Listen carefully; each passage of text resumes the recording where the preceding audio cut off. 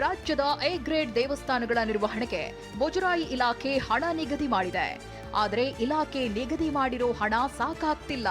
ಈ ಮೊತ್ತವನ್ನ ಏರಿಕೆ ಮಾಡಬೇಕು ಅಂತ ರಾಜ್ಯ ಸರ್ಕಾರಕ್ಕೆ ಮನವಿ ಸಲ್ಲಿಸಲು ಅಖಿಲ ಕರ್ನಾಟಕ ಅರ್ಚಕರ ಸಂಘ ಮುಂದಾಗಿದೆ.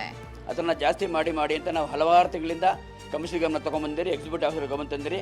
ಈಗ ಮಾಡ್ತಾ ಇಲ್ಲ. ಇದು ನಮಗೆ ತೊಂದರೆ ಆಗ್ತಾ ಇದೆ. ಒಂದು 400 ದಿವಸದಲ್ಲಿ ತುಂಬ ತೊಂದರೆ ಆಗ್ತಾ ಇದೆ. ಅಟ್ಲೀಸ್ಟ್ ಕನಿಷ್ಠ ಸ್ವಲ್ಪ ಜಾಸ್ತಿ ಮಾಡಿಕೊಡಿ ನಮಗೆ. ಕೊರೋನಾ ಟೈಮ್ನಲ್ಲಿ ಶಿಕ್ಷಣ ಇಲಾಖೆ ಎಸ್ಎಸ್ಎಲ್ಸಿ ಹಾಗೂ ಪಿಯುಸಿ ವಿದ್ಯಾರ್ಥಿಗಳಿಗೆ ಹಾಜರಾತಿ ಕಡ್ಡಾಯ ಮಾಡಿರಲಿಲ್ಲ.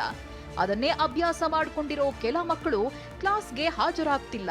ಈ ವರ್ಷ ಎಕ್ಸಾಮ್ ಬರೆಯಲು 3 ಅವಕಾಶ ಇದೆ ಅಂತ ಚಕ್ಕರ್ ಹಾಕೋ ವಿದ್ಯಾರ್ಥಿಗಳಿಗೆ ಶಿಕ್ಷಣ ಇಲಾಖೆ ಎಚ್ಚರಿಕೆ ನೀಡಿದೆ.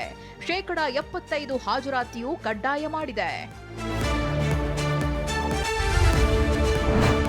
ಪೀಣ್ಯ ನಾಗಸಂದ್ರದ ನಡುವೆ 3 ದಿನ ಮೆಟ್ರೋ ಸೇವೆ ಸ್ಥಗಿತಗೊಳ್ಳಲಿದೆ.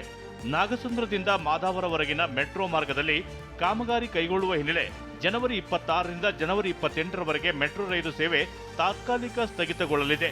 ಜನವರಿ 29ರ ಬೆಳಗ್ಗೆ 5 ಗಂಟೆಯಿಂದ ಎಂದಿನಂತೆ ಸಂಚಾರ ಶುರುವಾಗಲಿದೆ ಅಂತ ಬಿಎಂಆರ್ಸಿಎಲ್ ಮಾಹಿತಿ ನೀಡಿದೆ. ನಾಳಿನ 75ನೇ ಗಣರಾಜ್ಯೋತ್ಸವಕ್ಕೆ ಸಿಲಿಕಾನ್ ಸಿಟಿ ಸಜ್ಜಾಗಿದೆ.